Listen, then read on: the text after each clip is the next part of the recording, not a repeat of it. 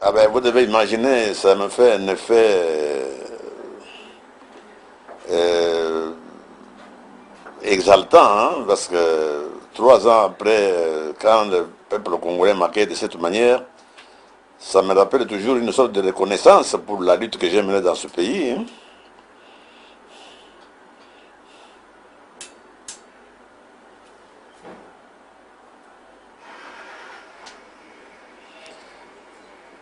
Mais la misère, la pauvreté dans laquelle le peuple congolais vit, je ne veux pas qu'un jour on m'accuse de non-assistance à personne en danger. Notre peuple est réellement en danger. J'ai l'obligation de tout faire pour aussi m'engager dans cette misère-là avec l'espoir de l'en sortir.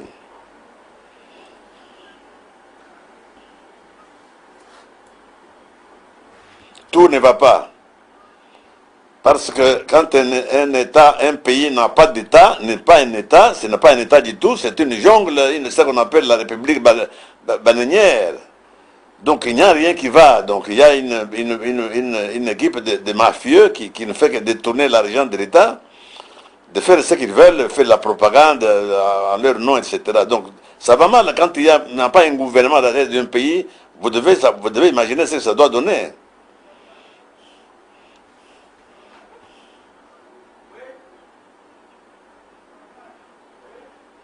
Ah, mais celui le chef du gouvernement, c'est qui encore d'autre? C'est lui le responsable.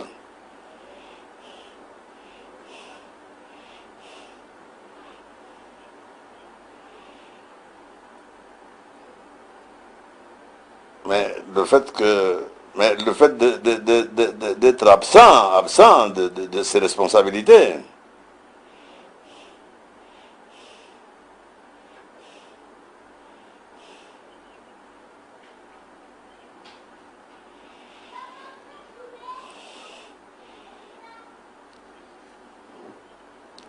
Mais c'est une évidence parce que cette insécurité vient du fait, et c'est ça que vous ignorez toujours chez vous là-bas, ceux qui font l'insécurité dans l'Est, ce sont les mêmes partenaires qui étaient avec ceux qui sont maintenant au pouvoir dans le maquis. Et maintenant, ceux qui sont au pouvoir sont arrivés, ils se sont attribués les gâteaux, et les autres sont restés mécontents. Voilà pourquoi il faut l'insécurité là-bas. Même un gouvernement qui n'a rien à faire avec la militaire, qui est élu par le peuple, un gouvernement des civils, on lui fera confiance, il va absolument mater toute cette insécurité là-bas, il va assurer la sécurité de tout le monde sur l'ensemble du peuple, du territoire congolais.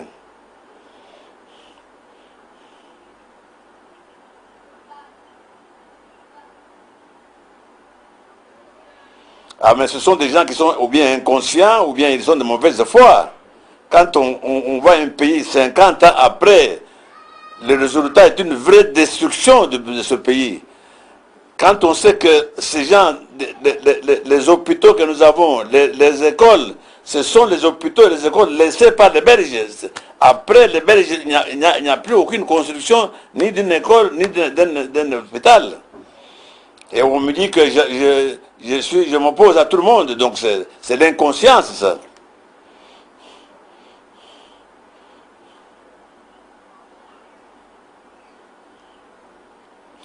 Mais c'est une force nécessaire dans un État où tout le monde est en insécurité comme celui-ci. C'est absolument nécessaire éventuellement aux prochaines élections. Hein, c'est absolument nécessaire la présence de l'ONU.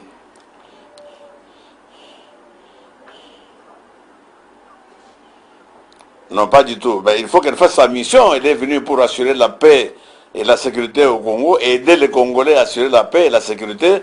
Vous venez de parler vous-même tout de suite là de l'insécurité qui règne à l'Est. Alors, vous voyez que leur mission n'est pas terminée.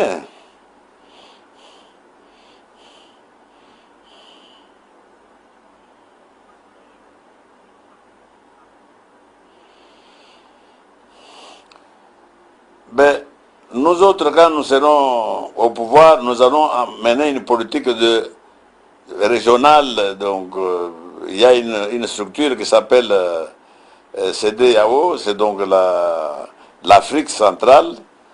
Et nous allons mener une politique de manière à ce qu'il y ait une harmonie entre tous les voisins pour que nous puissions travailler dans la paix, parce que nos pays, particulièrement le centre de ce pays, le Congo, est détruit, comme vous dites, comme je vous l'ai dit tout à l'heure, par tous ceux qui l'ont dirigé depuis l'indépendance jusqu'ici.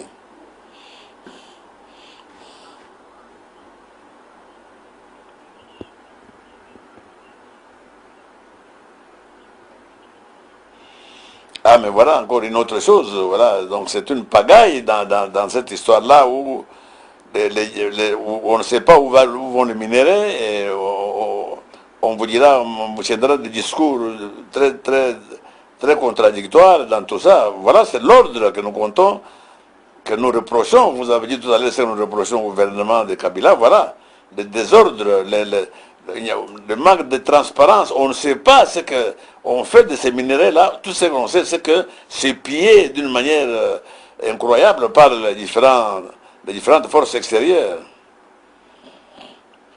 Alors, quand il y a un gouvernement, un état de droit pour lequel nous luttons depuis maintenant plus de 30 ans, mais c'est justement un état qui respecte la loi, qui respecte les principes généraux de gestion d'une chose publique.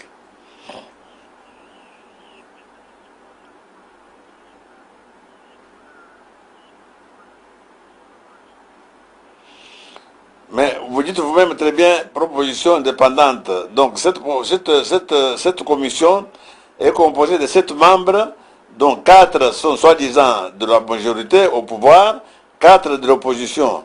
Et un parti comme l'UDPS, disons le seul qui est dans l'opposition, n'est pas membre de cette commission-là. Et quand on sait les rôles joués négativement par M.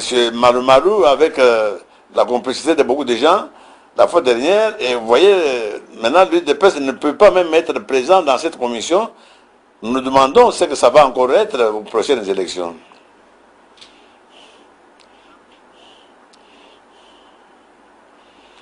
Merci bien à vous aussi.